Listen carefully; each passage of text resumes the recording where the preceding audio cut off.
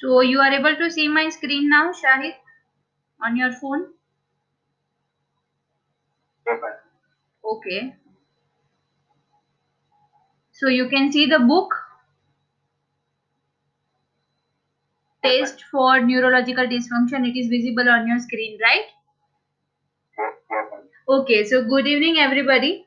Today I will be talking about the test for neurological dysfunction. Okay. So we have already completed what to ask in the history for the lumbar spine. We have completed the observation part of the lumbar spine, and yesterday I had sent you a video in which I had discussed about the movement examination of the lumbar spine. In that we have seen how to check for the active movement, how to check for the passive movement, and then how to check for the combined movement. Okay, so just give me a second. Mansi wants to join.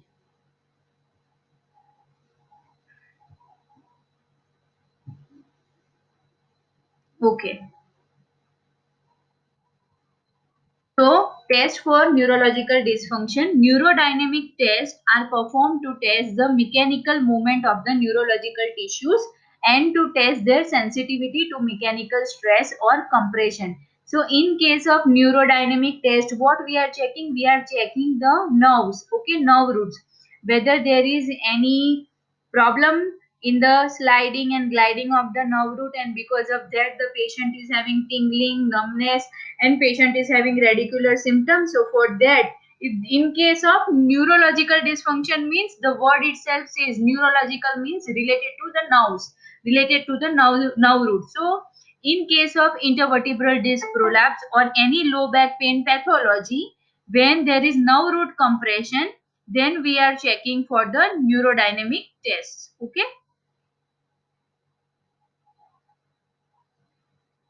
So this neurodynamic test, along with the relevant history and decreased range of motion, are considered by some to be most important physical signs of disc herniation, regardless of the degree of the disc injury.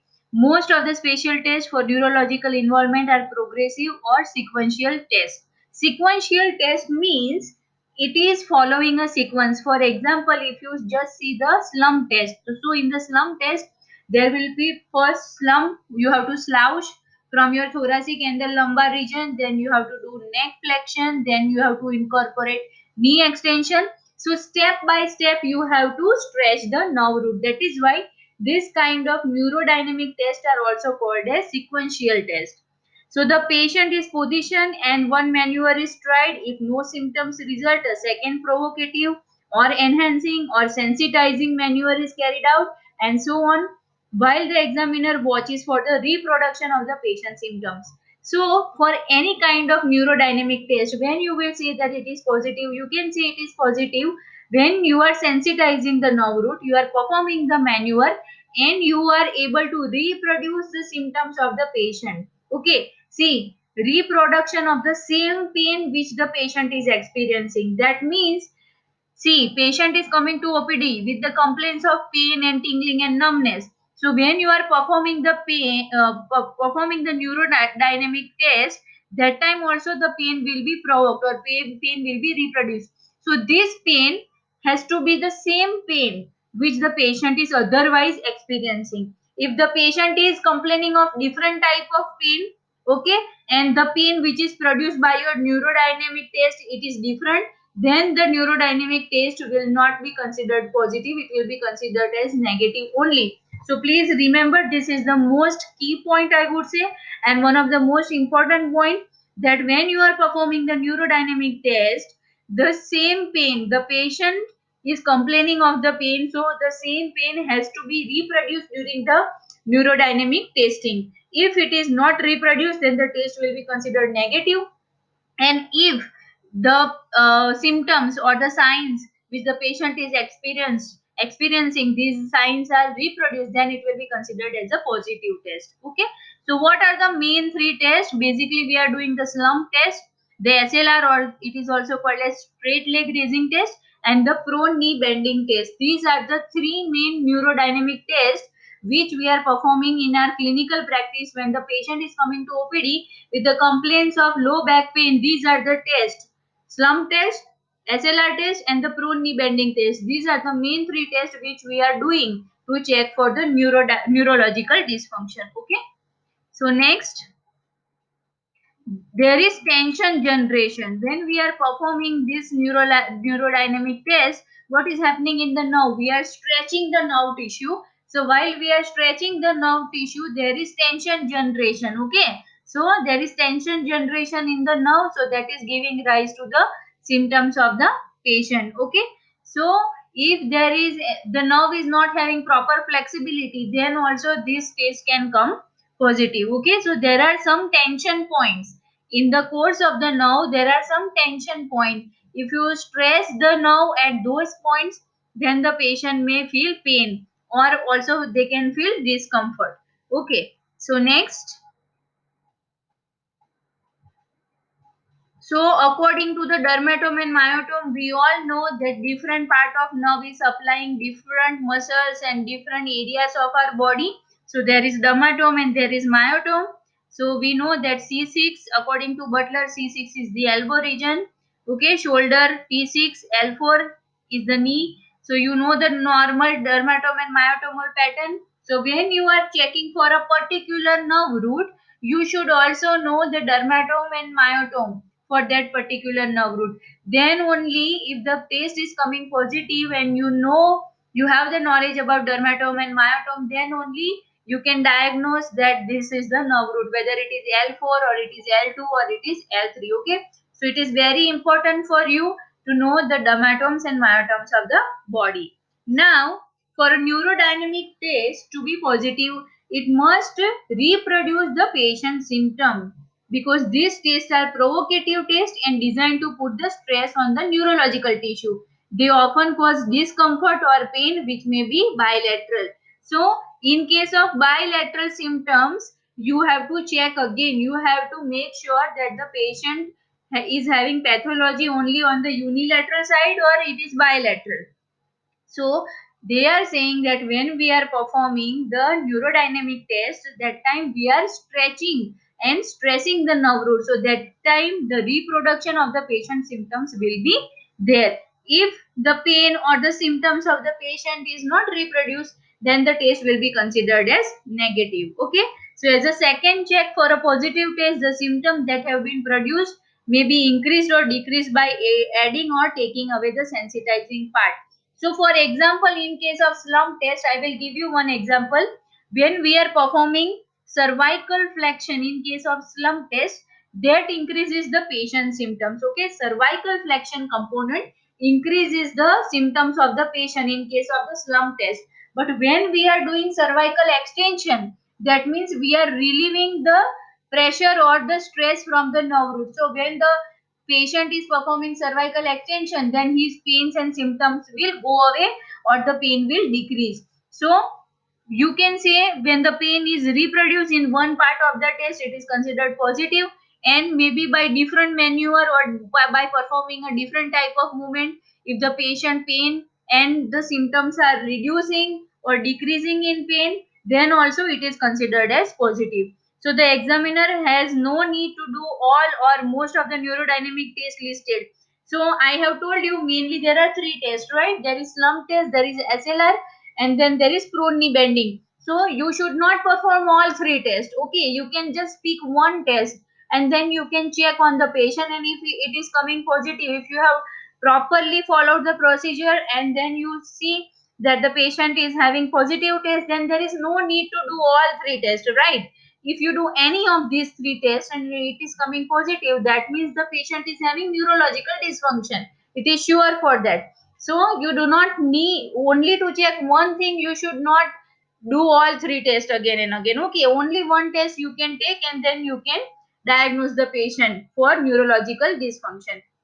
Some examiners will find one method more effective, others will find the other test more effective. So it depends from examiner to examiner which test they are choosing, whether they are choosing slump test or they are choosing prone knee bending or they are choosing SLR. So the examiner should develop the skill to do two or three tests effectively and develop an understanding of how the neurological tissue is being stretched and which neurological tissue in particular is demonstrating the signs and symptoms. So let us go back to our first test. Our first test I told you is the slump test. So how to perform the slump test?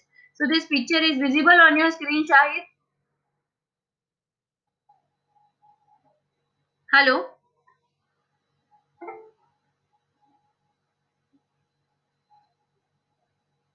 Hello. Okay. So picture is visible, right, on your screen. Picture 9.48. Yeah. So postulated neurobiomechanics that occur with the slump movement. So what is the slump test? This is the position. The picture 9.48. That is the position for your slump test. So what you have to do?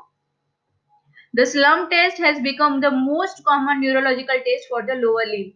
If you say that in clinical practice, 80 to 90% of the clinician or the physiotherapist will be performing the slump test to check for the neurological dysfunction.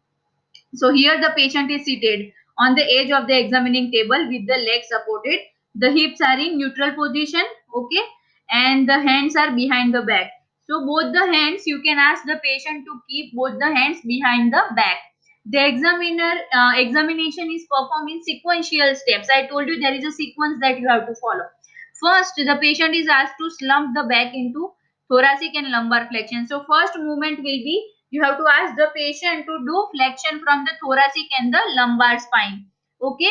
So the examiner maintains the patient chin in the neutral position to prevent the neck and head flexion. So first component, remember, is the lumbar and the thoracic flexion.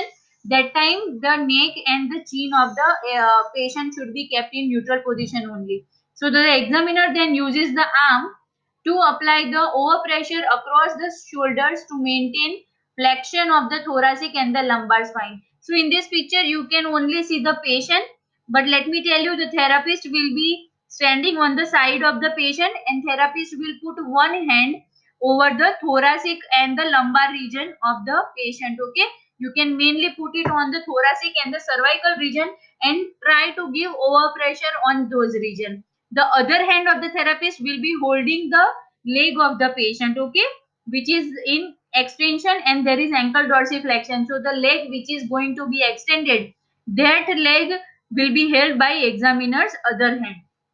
So here you have to apply the overpressure across the shoulder, okay, to maintain the flexion of the lumbar spine and the thoracic spine.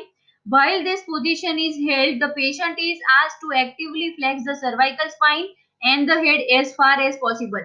So chin to chest. So you have to tell the patient to take the chin to the chest. So here you can see patient's chin is touching his chest. So you ask the patient to actively perform the cervical flexion movement and to take his chin and touch the chest with the chin. The examiner then applies the overpressure to maintain the flexion of the all the three parts, that is the cervical, thoracic and the lumbar. So here one hand of the therapist will be here. You can see T6, C6 is written here. So there will be the hand of the physiotherapist. The forearm as well as the hand portion of the therapist will be lying here. So therapist can apply overpressure on the cervical region as well as on the thoracic region and put more into flexion. So now, so you have to maintain the flexion of the all three parts of the spine, that is a cervical, thoracic and lumbar, using the hand of the same arm to maintain the overpressure. With the other hand, the examiner then holds the patient's foot in the maximum dorsiflexion. While the examiner holds this position, the patient is asked to actively straighten the knee as far as possible, and the test is repeated with the other leg, then both the legs, then with the both the legs at the same time. If the patient is unable to fully extend the knee because of the pain, the examiner releases the overpressure to cervical spine and the patient actively extends the neck. So here, as I told you, what you have to do, the lumbar, the thoracic and the cervical is in flexion. Then you ask the patient to actively do the knee extension and the therapist is taking the ankle into dorsiflexion. So you have to ask the patient, if the patient is having any tingling, numbness or any pain reproduction, then the patient can inform you that he has started feeling the pain. Then the next moment, what you have to do, you have to ask the patient to actively extend the neck. So what will happen when the patient is performing cervical flexion? That time his pain and tingling, numbness and reproduction of the pain will be there. And the moment when the patient is performing cervical extension, that time the pressure from the nerve root will be released, so he will have reduction in the pain, and he will have decreased pain and decreased symptom. So that you can say that is the second part of the slump test. So the test is considered positive. Okay, so you can confirm the slump test is positive in two parts. In the first part, when the cervical flexion is taking place, patient is having increased pain, then and the knee is in extension and the ankle is in dorsiflexion. And the second part, you can say when you are taking the cervical spine into extension and the patient is having reduction in the symptoms, or his pain and his symptoms are decreasing, then you can say the test is considered as positive. Okay. So here the test is repeated on both the legs. So you have to perform on the right and the left both the side. If the knee extends further, the symptoms decrease with the neck extension, or the positioning of the patient increases the patient's symptom, then the test is considered as positive for the increased tension in the neuromeningeal tract. Some clinicians modified the test to make the knee extension of the test passive. So see, here in the first part of the description, they have told that you have to ask the patient to perform actively knee extension, but some clinicians are also performing passive knee extension. So what they will do, I told you, as we can see in this picture, one hand of the therapist will be here in the thoracic and the lumbar region to provide overpressure for the flexion movement, and the other hand of the therapist will be holding the foot, okay, the leg of the patient. So the therapist can also passively take the knee into extension and then can dorsiflex the ankle joint. So that also can be done. So some clinician can modify this way. Okay. So the examiner first passively extend the knee, and if the symptoms do not result, then the examiner passively dorsiflexes the foot. A positive test would indicate the same lesion. Okay. So that is all for your slump test. So doing bilateral knee extension in the slump position, any asymmetry in the movement of the knee extension is easier to note this way. Also, effect of releasing the neck flexion on the patient symptom should be noted. So, for example, you can see that this is our patient. Okay, so right and left side. We can see in this picture that the left leg of the patient is in extension. But now you have to note how much knee extension is present for the left side knee joint. Now after performing this test, you check on the right leg. So again you do the same slump test. For the right side leg, you ask the patient to do knee extension. Now suppose the right side knee is only extending till this point, okay, not moving further. One of the side is having less knee extension, and by that time only the patient starts having pain. That means without completing the complete knee extension range, the patient start feeling the pain or experiencing the reproduction of the symptoms. That also you have to note that bilaterally the knee extension ranges are similar, or the patient is having the reduced knee extension range on one side. Okay, so in hypermobile patient, more hip flexion as well as hip adduction and medial rotation may be required to elicit a positive response. So sometimes if the patient is hypermobile, then they are saying you have to use hip flexion should be more, then hip adduction and medial rotation component also is you have to incorporate it. Okay, so when doing the slump test, the examiner is looking for the reproduction of the patient's pathological symptoms, not just the production of the symptom. Okay, so you that complaint, the patient is coming to you with complaints of pain, tingling, numbness, so same pathological symptom should be reproduced. Okay, so next you can see this picture. Parth, is it visible, Shahid, on your screen? Hello. Yeah, okay, fine. So you can see the picture A, that is the starting position. The patient is seated at the edge of the examining table. Okay, so patient sits erect. Picture B, okay, patient slumps and lumbar and thoracic spine while the examiner holds the head in neutral. So picture B, this picture is the second step. Now let's see picture C. This is the picture C. Okay, the patient is going for cervical flexion movement. Here you can see in picture D, one hand of the therapist is on the shoulder region, okay, to put some overpressure for the thoracic and lumbar flexion. Here you can see In picture E, the therapist is applying overpressure for the cervical flexion movement. One hand of the therapist is on the cervical region and the forearm. You can see the forearm region here is holding on the shoulder region and the hand is holding on the cervical region, the head of the patient. Next, you can see picture F. So here the therapist is applying overpressure. Okay, the elbow and the forearm of the therapist is on the shoulder region. Okay, shoulder and the thoracic region, and the other hand of the same hand is on the cervical region, head region, to apply overpressure for the cervical spine. Okay, cervical flexion. Here you can see the opposite hand of the therapist is holding the ankle into dorsiflexion. So patient's knee is in extended position and then the therapist is doing ankle dorsiflexion. Now you can see picture G. So what here difference you can see? When you perform the maneuver F, which is shown here in the picture F, okay, so this maneuver, this is the slump test. So when you have already reached this stage of the test, the patient will have increase in the symptom and patient signs and symptoms will be reproduced. So here in the last stage, what you have to do, in the picture G, you can see you ask the patient to do cervical extension. So when the patient will perform cervical extension movement, that time the pain and the signs and symptoms that the patient had reproduced, it will decrease or it will completely go away also, or it can decrease also. Fine. So that is about the slump test.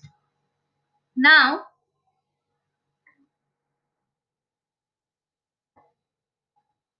slump test is having modifications. So what are the modification? Slump test 1, 2, 3 and 4. Okay. So here some changes are there. When they are asking slump test for the 3 mark, you have to draw the diagram if possible. Write the entire description which was given for the slump test. Then you have to write that slump test is having 4 types of modification. You can make this table.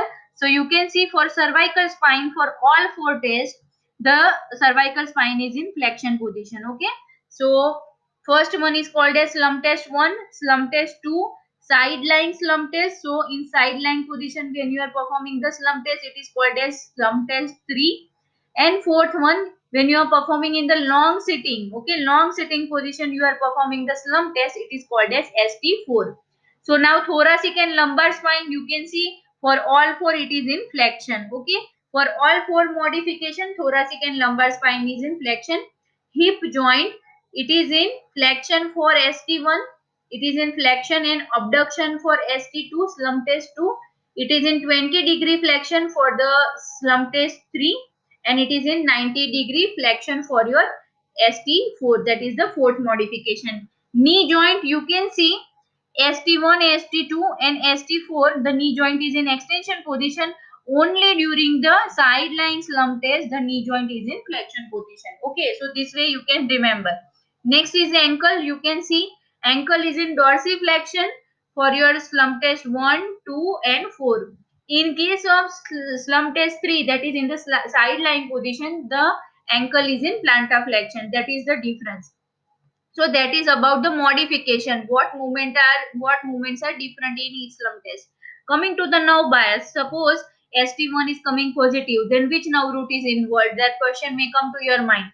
So nerve bias, slump test 1, spinal cord, cervical and the lumbar nerve roots as well as the sciatic nerve. These nerves, anywhere from here the pathology can be present. Okay, anywhere in these nerves the pathology may be present. If slump test 2 is coming positive in this position, okay, then obturator nerve bias will be there. That means the pathology may lie in the obturator nerve. Slump test 3, which is performed in the sideline position, if that is coming positive, that means the femoral nerve is positive. Okay, femoral nerve is affected. In slump test 4, that is the long sitting slump test. So if in this position, slump test 4 position, if the test is coming positive, then spinal cord, cervical and lumbar nerve roots and sciatic nerve can be affected. So for 3 marks question, you have to draw the diagram if possible, and then you have to write the entire description that slump test is a test to check for neurological dysfunction. Okay, then start with the components. That first there is slouching, there is thoracic flexion, lumbar flexion, then going for the chin to the chest, that is the cervical flexion. Then the patient is actively extending the knee joint, and at last the patient is performing the ankle dorsiflexion. Therapist one hand is over the shoulder and the thoracic region, and hand of the therapist is over the head to put over pressure for the cervical flexion as well as the thoracic and the lumbar flexion. The opposite hand of the therapist is holding the ankle and putting the ankle into ankle dorsiflexion. If the patient is experiencing the signs and symptoms and pain is reproduced, the test is considered as positive. Now at last, then the therapist asks the patient to actively perform the cervical extension movement. When the patient is performing cervical extension movement, the pain which was reproduced, it decreases, then it is considered as positive. Okay. So you can see here, these are the picture showing different types of modification of the slump test. Okay, so you can see picture A, picture B, you can see hip is in abduction position. In picture C, you can see the therapist is performing the slump test, but it is in the side lying position. Okay, and picture D, you can see therapist is performing the slump test, but here the patient is in long sitting position. Okay, but all these modification we are not performing in our clinical practice on routine basis. Let me tell you that only when you are suspecting that the patient may have certain nerve bias, then only you go for this. Otherwise, the ideal position which I showed you in the first portion of the slump test, which is sitting at the edge of the couch, so that is the main test, and that is what we are commonly performing during our practical session, as well as when the patient is coming to OPD. That is the position that we most commonly use. Okay. Now next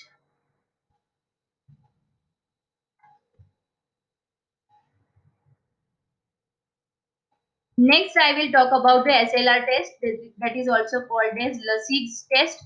Okay. So SLR test or the straight leg raising test, here also known as the Lasik test. The straight leg raising test, okay, is done by the examiner with the patient completely relaxed. So just remember this, SLR is not an active test. It is a passive test. Here first line clearly it is saying that it is done by the examiner. Okay, done by the examiner means it is a passive test. Patient is not performing any movement. Okay, so many times we ask in the practical exams, we ask in the Viva that SLR is active test or passive test. Then the students might say it is active test, but no, it is not active test. It is a passive test. It is performed by the examiner. Okay, and if you are asking the patient to raise the leg, then you are performing it the wrong way. Fine. So it is one of the most common neurological tests of the lower limb. It is a passive test. Remember this line. It is a passive test, and each leg is tested individually with the normal leg being tested first. So first you have to check the normal leg, then you go for the affected leg. With the patient in the supine position, the hip medially rotated and adducted, the knee extended.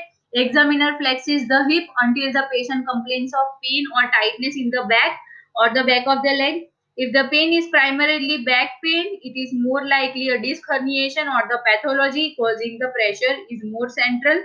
If the pain is primarily in the leg, it is more likely that the pathology causing the pressure on the neurological tissue is more lateral.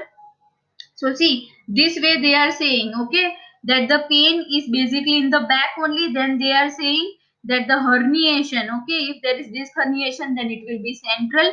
If the patient is experiencing pain in the leg portion, okay, then they are saying that the pathology which is causing this herniation, so prolapse is there, then it may be lateral, okay, lateral in the spine.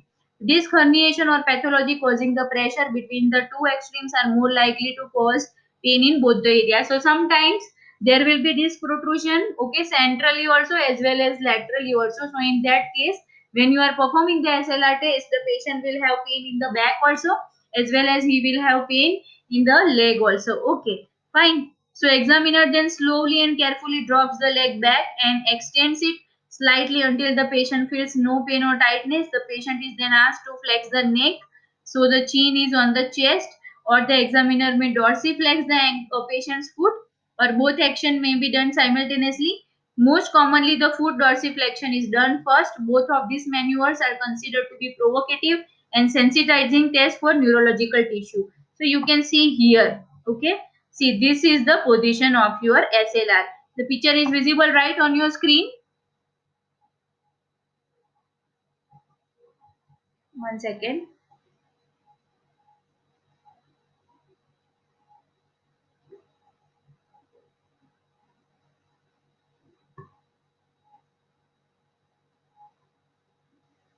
We are trying to connect again. Okay. So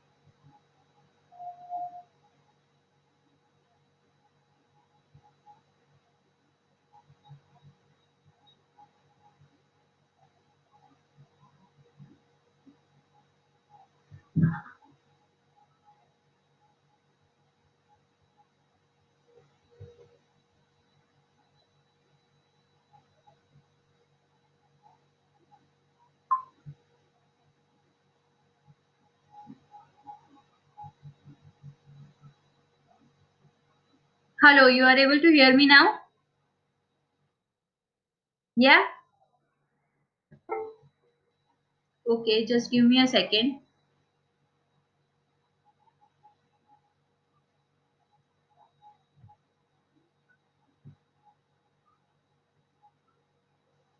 Okay. So I'm going to share my screen again.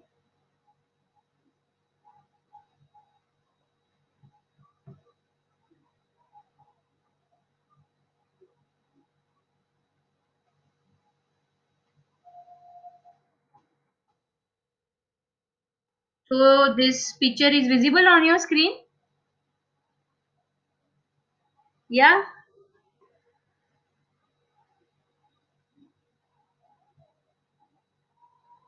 Okay, fine.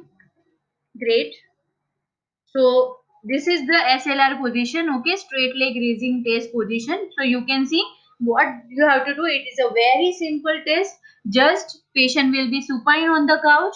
The therapist will take the leg passively into the extension. So hip flexion will be performed along with knees in extended position. And at the end range, you can also do ankle dorsiflexion. So picture A and B, you can see in picture A ankle dorsiflexion is not performed, but in picture B you can see therapist is trying to put ankle into dorsiflexion. So A, radicular symptoms are precipitated on the same side with the same side with straight leg raising. B, the leg is lowered slowly until the pain is relieved. The foot is then dorsiflex, causing a return to the symptom. This indicates a positive test. So SLR test is also called as Lasik test. Okay. So see, when in the A picture A, that is you are taking the leg into SLR position, patient may have increase in the pain and patient will have the signs and symptoms of reproduction of the pain and signs and symptoms of tingling and numbness. Then you have to little bit lower the leg. Okay, so lower the leg as it is shown in the picture B, then cause ankle dorsiflexion. So once you have lowered the leg, that is you put the leg down little bit and then again do ankle dorsiflexion. So again the patient's pain and symptoms will increase. Okay, so that is considered positive for the SLR. Okay, so that is about the SLR. Now here you can also try, in this picture they have shown the ankle dorsiflexion, but you can also try doing next cervical flexion. Okay, neck flexion movement also can be incorporated. but daily in clinical practice we are not incorporating the cervical flexion component, but yes, ankle dorsiflexion you have to incorporate in your SLR. So same like slump test, SLR is also having modification, SLR basic, SLR 2, 3, 4 and cross leg SLR. Okay, so here hip, knee, ankle and foot. What is the position?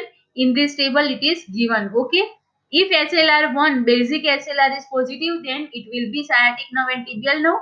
SLR2, in SLR2 the foot and toes are foot is in eversion. Okay, and toes are in extension, and if that is positive, then tibial nerve involvement will be there. SLR3, same flexion at the hip joint, extension of knee, ankle is in dorsiflexion, and here inversion is present. Okay, so in SLR3 remember inversion, and SLR2 there is eversion. So SLR3 is positive, that means sural nerve is affected. SLR4 you can see ankle is in plantar flexion movement and inversion of the ankle is present. SLR4 is positive, so here there is flexion and medial rotation of the hip also, and common peroneal nerve involvement will be there in case of SLR4. Last is the cross leg SLR or called as SLR5. So here same flexion of the hip, extension of knee, dorsiflexion of the ankle joint. Okay. So cross SLR, so there can be disc prolapse. If cross SLR is coming positive, okay, that is the well leg. In bracket they have written the well leg. That means the leg on which side the patient is not having the symptoms. For example, our patient is having radicular symptoms on the right side, so which will happen, the well leg will be the left side because patient is not having any symptom on the left leg. But so patient is having the complaint on the right side leg, you perform SLR on the left side leg, and the SLR is coming positive. When you perform it on the left side, then it is considered as well leg SLR5. That means the cross leg SLR5. Okay. So in that case, nerve root involvement or disc prolapse can be present. So this is the picture showing the SLR test. Okay, it is very simple test. In picture A you can see one hand will be here stabilizing the knee joint, other hand of the therapist is on the ankle, and she is trying to put ankle into dorsiflexion. Same picture B. So these are the modification. Okay, so modification, in some modification we have seen that you have to incorporate hip internal rotation as well as medial rotation, so you have to do that movement at the hip joint. And ankle can be in plantar flexion, inversion, eversion, ankle dorsiflexion, depending on which SLR you are performing. Depending on that you have to change the ankle position. Okay, so here in the picture different types of ankle positioning are also shown. Okay, you can see here it's a different position, plantar flexion is present here. Okay, again in picture D you can see there is dorsiflexion. So SLR modification can be done with different types of component which are involved at the ankle joint. Okay, it can be the dorsiflexion, plantar flexion, or it can be in inversion and eversion. Okay, next. So modifications we have seen about the SLR joint. Now next is your prone knee bending test. So in the prone knee bending test, the patient lies prone with the examiner passively flexes the knee as far as possible so that the patient feels patient's heel rest against the buttock. At the same time, the examiner, one second.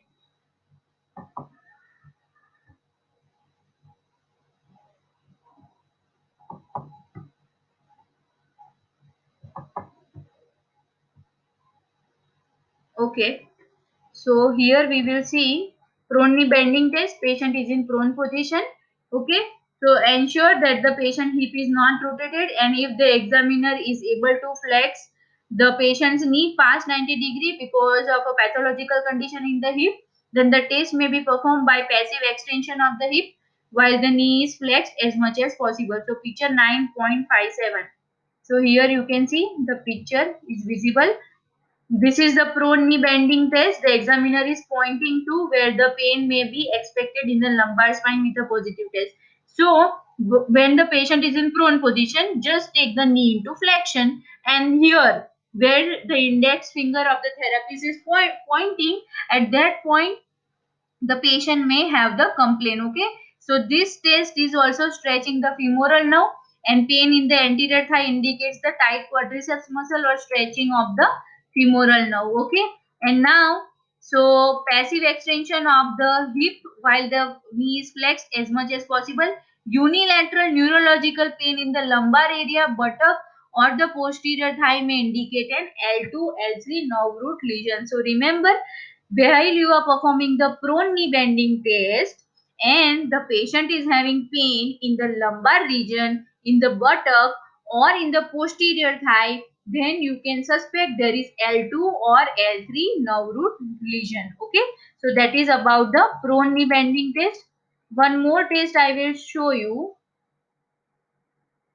So here PKB is also having three modification. Okay, basic one, then prone knee bending PKB2, and then you have prone knee extension test. So here in case of flexion there will be extension. So nerve bias also will vary. So PKB basic one, it will show L2 to L4 nerve root.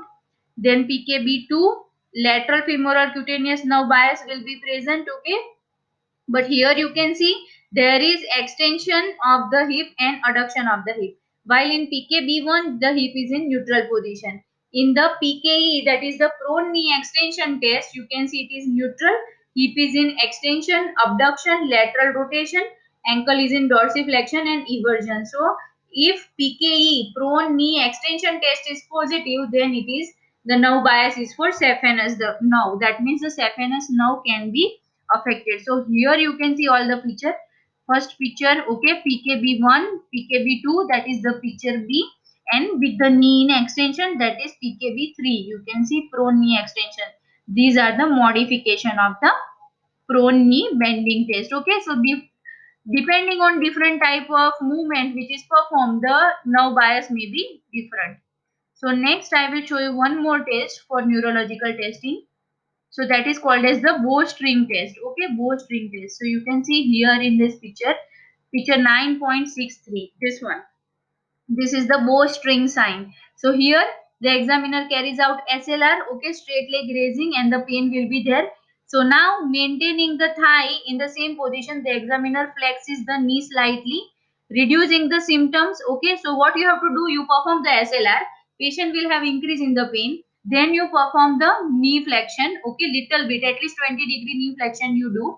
That will reduce the pain of the patient. Now thumb or finger pressure is applied to the popliteal area to re-establish the painful radicular symptom. So you can see here the thumb of the examiner is in the popliteal area, and then you can put some pressure in the popliteal area which will re-increase the symptoms of the patient. Okay, so that the test is an indication for tension or pressure on the sciatic nerve, and it is a modification of your HLR test. Okay, so for the neurological test, neurological dysfunction, we have seen SLR. Okay, first one we have seen the slump test, second one we have seen the straight leg raising, then we have seen the third test, that is the prone knee bending, and the fourth test I told you is the bowstring test. Okay, so we have to perform this test, and if it is coming positive, then we can sure shot say that the patient is having neurological dysfunction, or there is some disc herniation or disc prolapse which is compressing the nerve root, so the patient may have nerve root involvement. Okay,